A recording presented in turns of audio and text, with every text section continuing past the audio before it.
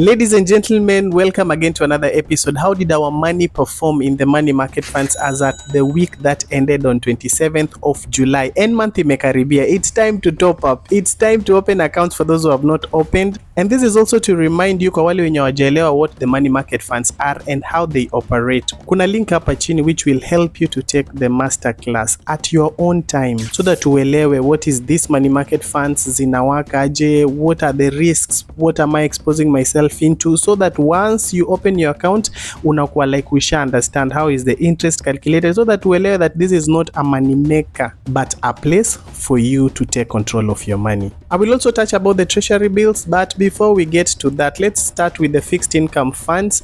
This is how they performed. As you can see, this is the green side of town today. Only 2 companies are in red.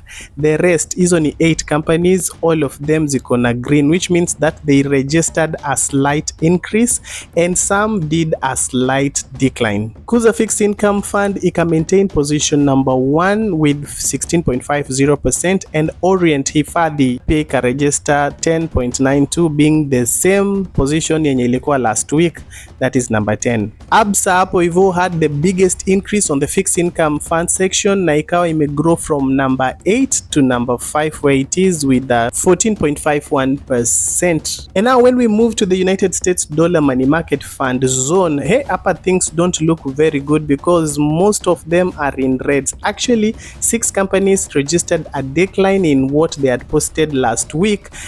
2 companies ndio ziko in green, meaning that walipandisha kidogo, alafu 2 other companies zika maintain whatever they had given us as yield last week. And for those who requested, nimeongeza that new column, the after tax, so that we can get the exact picture.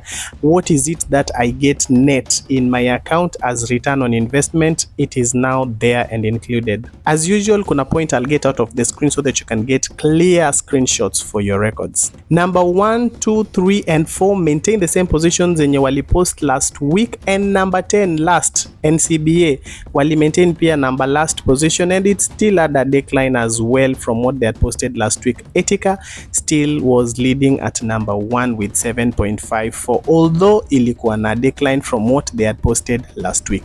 And coming to the money market fund side over here, the average had a very slight drop from 15.48% to 15.47%, near 0.01%. So it's almost like it maintained the same spot. Although you can see there are so many reds on this column here. And therefore a few points to note is that last week, the last company ilikuwa ni ICA Lion, but it did a very good jump from number 25. It jumped all the way to number 21. And they also had a very good growth from 12.51 to 13.57%. Equity Bank imerudi kukua the last one in the list at number 25 with a very significant drop as well. African Alliance yenye iko number 24 pia ndio ilikuwa na the biggest drop all the way from 15.09 ikakuja paka 13.44%. KCB which was at top 10 last week pia ilishuka chini mpaka number 13, pia ilikuwa na drop ikatoka kwa top 10, but this week Mayfair Bank ndio imerepresent kwa top 10 at number 10. Na kama you've not watched the video I talked about the banks money market funds and the banks that offer the same,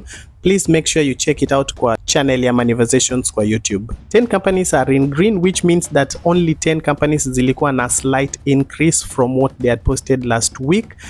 14 other companies are in red, 14 out of the 25. 17 companies pia ziko above 15% return on investment, which is pretty good, and 3 companies zimepost above 18% returns, and Saiton was the leading one for the week that ended on 27th of July. And coming to the treasury bills side, the 91 days results as they were announced on Thursday ilipeana 16%, 182 days ikapeana 16.85%, and then the 364 days one ndio imepeana 16.92%. Then pia kulikuwa na hizi infrastructure bonds mbili ambazo zilikuwa reopened, hiyo ya 6.5 years na the other one ya 17 years, but I will zoom in so that you get the details in a better screenshot. It is end month. Kama bado hujafungua money market fund account, I think this is a reason that you need to do that. Kama hujafollow, kama hujasubscribe, make sure that we are walking this journey together. Mwaka ijaisha bado, you can get started right now. It is never a better time to open a money market fund account